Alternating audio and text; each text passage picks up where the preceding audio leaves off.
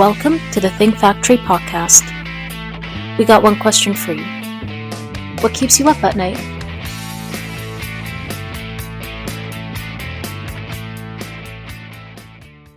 I'm your host, Chris Santomassimo, and I'm from OGC Solutions. And with me today is Morgan DiGiorgio from DirectMail2.0. Welcome to the podcast. Hey, Chris. Thanks for having me. Happy to be here. Well, and the listeners can't see it, but your camera just turned back on, so we're good to go.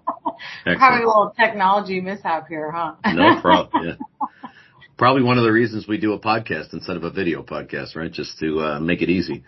So for folks that are familiar with the podcast, they're going to see a number of recordings from professionals in not only printing, but especially in the direct mail print space. One of the reasons that we've done a few is that, I find it really interesting, this whole dynamic and connection between technology and that more traditional method of marketing. But what I think is the most intriguing really is that connection to the technology side of what makes print really, really cool and interesting. And then also companies like DirectMail2.0 that can help businesses by using technology foster their growth.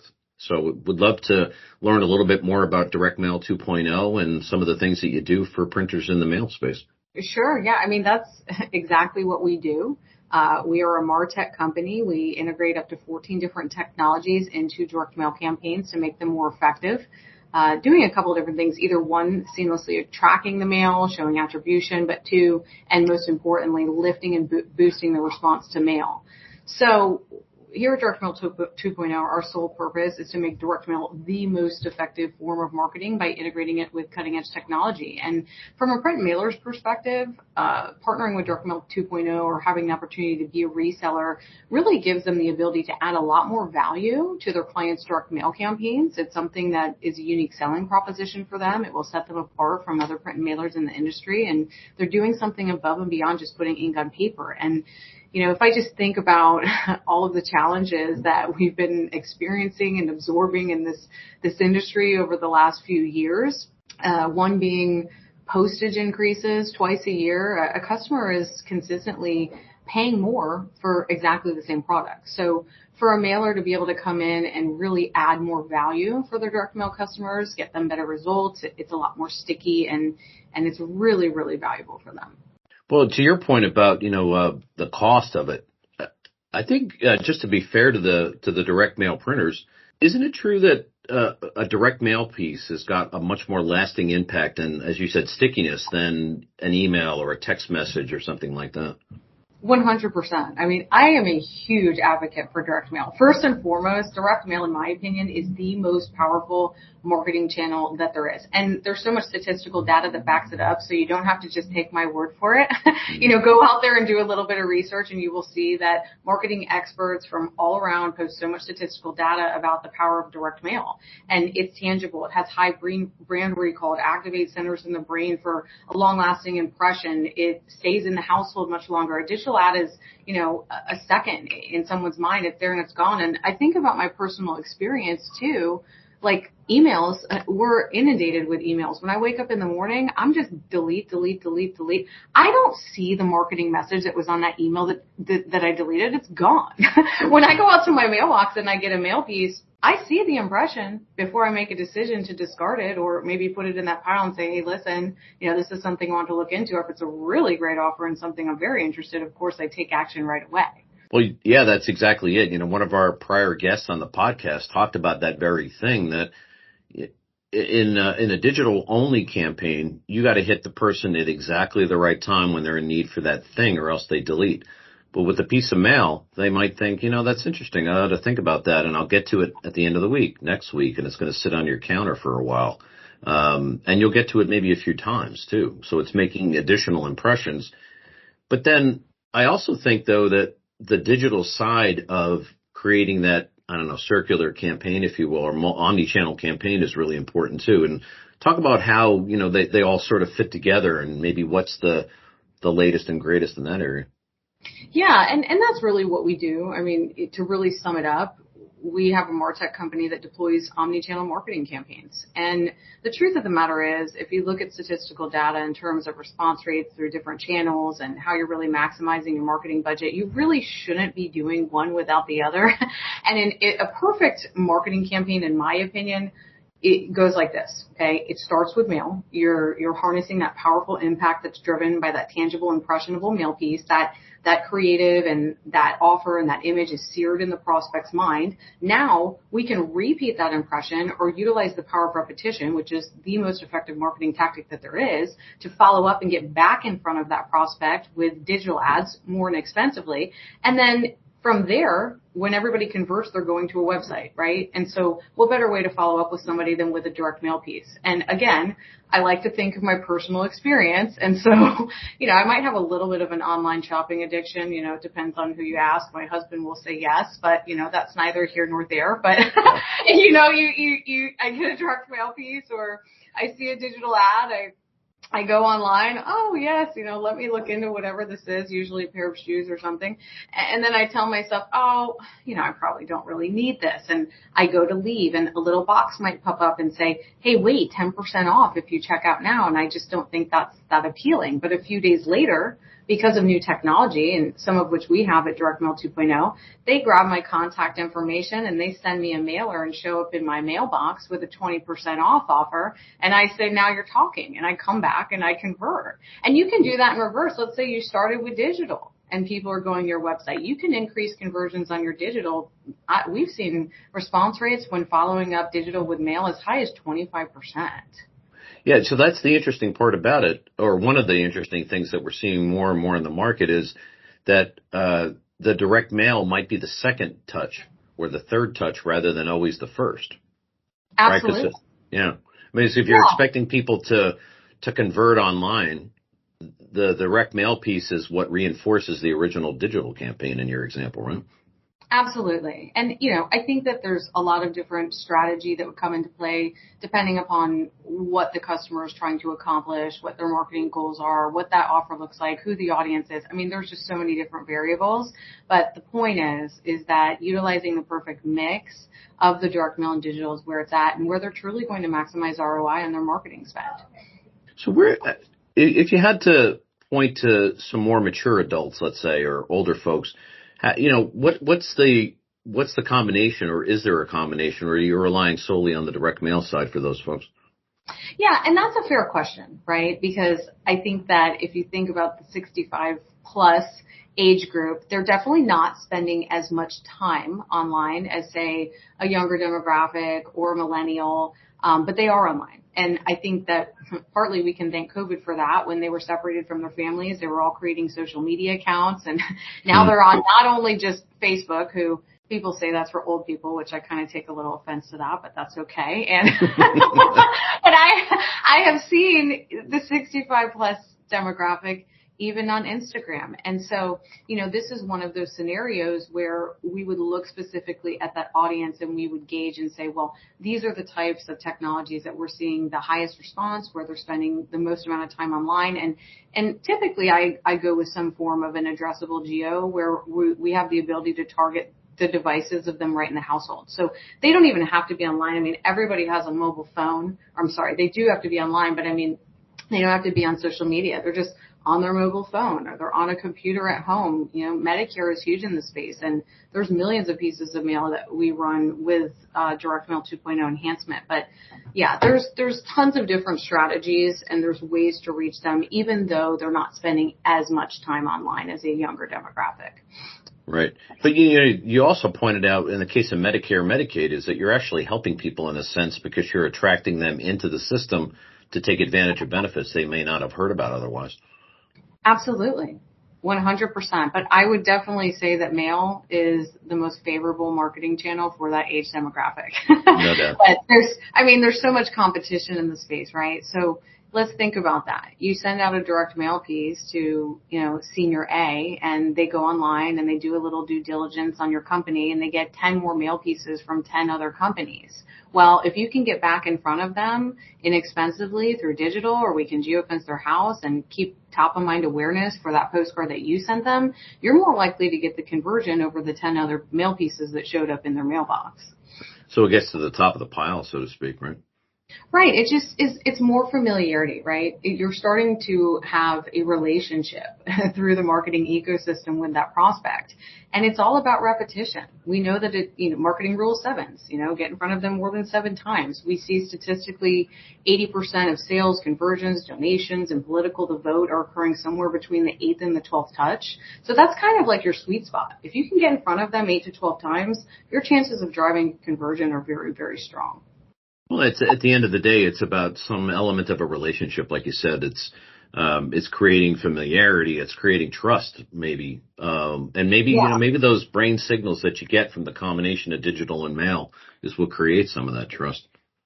Yeah, it's think about branding, right? When you see somebody everywhere and anywhere, it's doing exactly what you're talking about. They appear to be more reputable. They appear to be more trustworthy. Just like when you're using mail, right? I mean, mail is tangible. It's perceived as being a, more fancy type of marketing channel, or that it costs more. And it's a good piece of marketing to use for branding and creating that familiarity and trust, right? There's when sometimes people get concerned about clicking on some type of malicious link in an email or something like that. They're not nervous to go to a website that they're receiving on a mail piece that they're getting in their mailbox. So. Well, you took the words right out of my mouth when it comes to cybersecurity, because it seems anyway from everything I've read that the spammers and the phishers are not spending the money to put out a direct mail campaign. It's all about email and text, right? Absolutely. Yeah, and it's just credible, right? I think that it really speaks volumes about an organization when they take the time, the effort, the monetary resources to put together a very nice direct mail piece and communicate their message to their target audience, especially for loyalty campaigns. When you're trying to communicate something to your loyalty customers, it speaks volumes. So we talked a little bit about the senior end of the customer base, but on the opposite end, from everything I've read too, is that during COVID especially, there was a resurgence or maybe a new appreciation by the younger crowd for the direct mail piece, being stuck at home, etc. Do you think that's sort of continuing on as COVID is kind of waning? Oh, yeah, absolutely. And, before I dive into that, I just thought of something that I think is so relevant and important too. Are you just about the age demographic real quickly? Are you familiar with USPS informed delivery? Are you signed up for that by any chance? Yes. Okay. So yeah, every morning, I personally think this is the best thing that USPS ever did. So every morning I get this informed delivery email. It shows me scans of all the mail that's going to be in my mailbox, and we can embed a full color clickable ad right underneath that. I can click on it, convert, go over to a website. Well, just speaking about an age demographic, something that I found to be so interesting, and this stat has held true year over year. The highest number of user audiences and engagement on the informed delivery platform is the 65 plus age group, which you would think this is a newer technology and they probably won't be using it. But as far as an email marketing channel is concerned, it's trustworthy. It's coming from the federal government. They've signed up to receive it, and they're getting around a 65% average open rate, which is astronomical as far as an email channel is concerned. So anyway, that's a really good channel to use to enhance your direct mail campaigns for an age demographic. Oh, and there's 4% postage discounts. So who doesn't want to improve their response rate and get a little money off of that postage that keeps even increasing? Better. Even better. So how do folks sort of sign up for that and take advantage of the informed delivery program? Yeah, so they can just do that through USPS.gov. There's a form on the website. Plus, whenever you fill out a change of address, there's an option for you to enroll in the informed delivery. It's a free service. So free, something that's provided by USPS. So terrific. Where do you see the direct mail business, and especially the omni-channel element of the direct mail campaigns going in 2024 and beyond? But, recognizing everything we already know, which is the postage rates will continue to climb. Sure.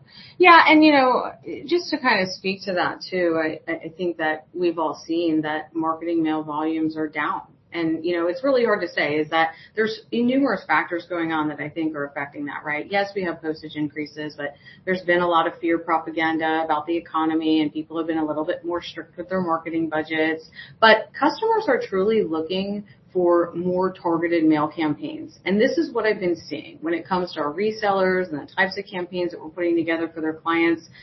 Not as many of them are doing saturation mailings, right? They're looking to market to a more targeted audience with their direct mail campaigns. And there's some very sophisticated technology out there that we can clearly identify a good audience, whether that's through a CRM or that's through the capturing of website visitors that are already raising their hand and showing an interest in your product or service. That's direct mail retargeting, which I talked a little bit about previously. And USPS has a new promo for that, and they're offering 5% postage incentives for direct mail retargeting. And when you can capture around a 25% response rate on that, I mean, that's remarkable. But I think that for the most part, I definitely see a real push continuing in the direction of the use of omni-channel or multi-channel. The marketing ecosystem is just continuing to get more and more saturated. We're getting less for every advertising dollar that we're spending. So truly maximizing those channels and the power of repetition will be very, very effective at helping them get ROI in their spend. But I think that we're going to see a lot more technology rolling out in terms of tracking and attribution, because along with being more conscientious about their budgets and who they're mailing to and that audience, they're also looking more to see how they can track and see ROI and where they're getting that return out of each of these channels, or how they're getting it and which offer and which creative.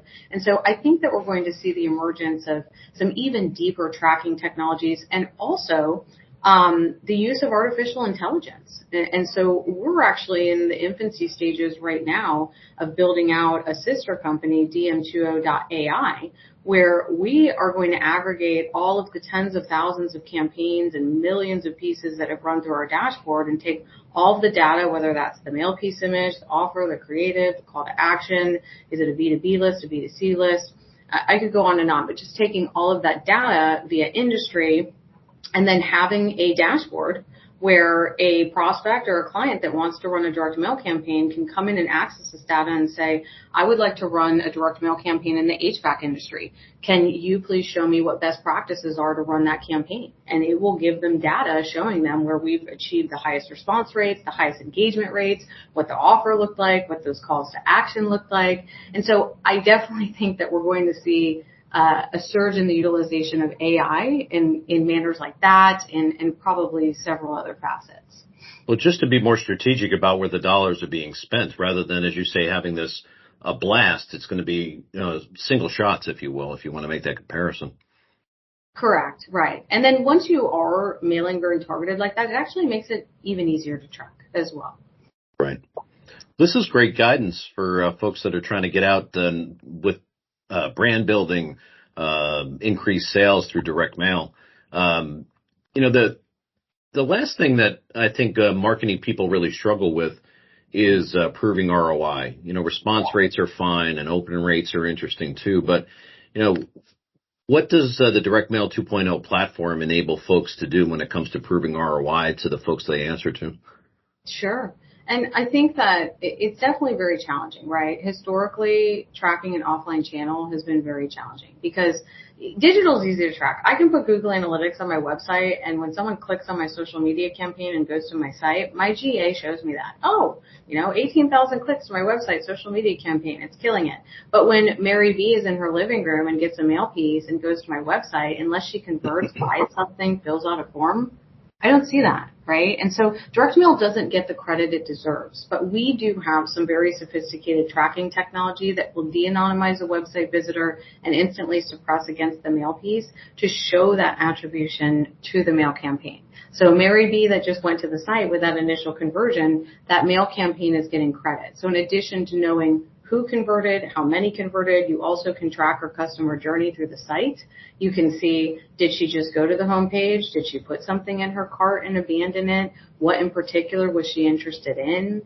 And then we can also de-anonymize and show if anyone clicked on any of the omni-channel ads as well. But, it's very challenging because There are still holes.